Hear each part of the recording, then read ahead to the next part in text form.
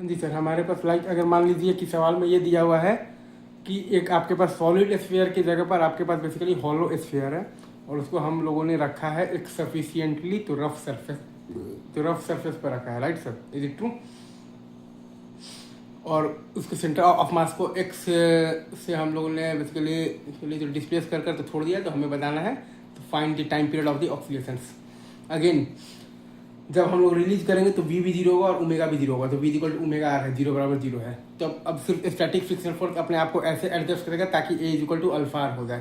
तो हम लोग यहाँ पर जो कंडीशन लगाएंगे वो आएगा बेसिकली आपका A is equal to alpha R. Frictional force को हम लोगों ने मान लिया है फॉरवर्ड डायरेक्शन में, right sir, is it true?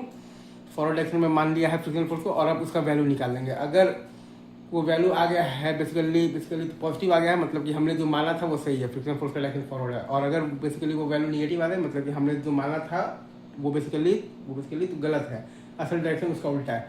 तो हमने बेसिकली फ्रिक्शनल फोर्स को फॉरवर्ड मान लिया है, तो ए इज इक्वल टू आ गया है हमारे पास के एक्स माइनस एफ और बाई एम, ठीक है। और अल्फा इज इक्वल टू आपके पास क्या मतलब कि आता है, तो torque by I, moment of inertia, torque by I, torque है आपके पास एफ आर। स्प्रिंग फोर्स का टॉर्क जीरो है क्योंकि वो सेंटर ऑफ मास से पास कर रहा है, तो F into R by I है आपके पास 2/3 इंटू एम आर स्क्वायर है, right sir, is it true? तो वहाँ से आप जब देखिएगा फिर आपके पास आ जाएगा बेसिकली आपको लगा देना है condition basically of the pure running on the basically तो क्या, तो स्टेशनरी ग्राउंड, तो ए इज इक्वल टू अल्फा, तो वो लगाने से एफ इज इक्वल टू आपके पास आ गया है 2kx/5। तो फ्रिक्शनल फोर्स का वैल्यू आपके पास क्या आ रहा है, तो पॉजिटिव आ रहा है, मतलब कि जो माने थे वो सही है। तो ए इज इक्वल टू आपके पास आ जाएगा 3 into K into x/5m, A is equal to आपके पास आ जाएगा 3kx/5m। टाइम पीरियड आपके पास आ जाएगा 2π√5m/3 के, टाइम पीरियड आपके पास आ जाएगा 2π√5m/3 के, right sir, is it true? अब हम लोग चाहें तो इनर्जी मेथड भी लगा सकते हैं। सेंटर ऑफ मास को एक्स से अगर हम लोगों ने किया है ना बेसिकली, तो क्या किया है बेसिकली तो डिस्प्लेस किया है।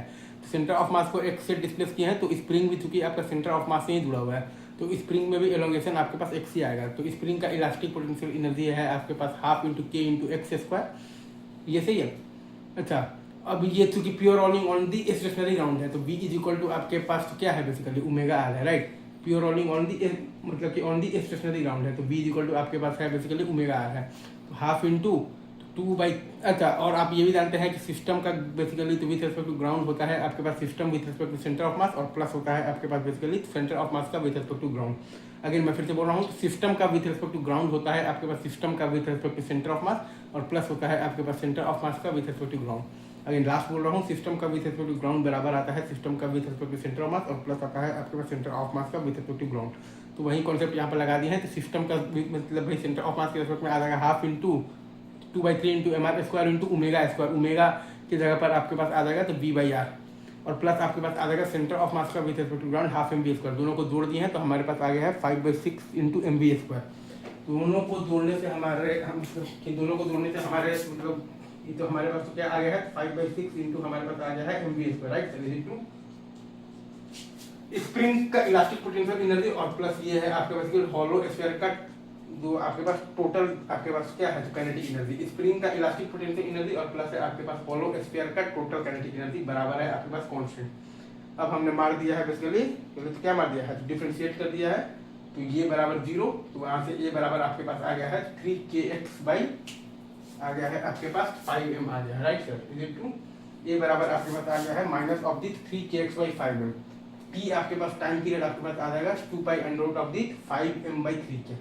ये बराबर आपके पास आ गया है माइनस ऑफ मतलब minus of the 3 into K into x/5m, तो टी बराबर आपके पास आ गया है 2π√5m/3 के। ये है आपका यहाँ पर फोर्स मेथड, और ये है आपका यहाँ पर एनर्जी मेथड। आई गेस आपको ये समझ में आ गया होगा, ठीक है सर। ये आप पूरा छाप लीजिए, हम लोग आगे बढ़ते हैं, ठीक है। Thank you very much, love you guys.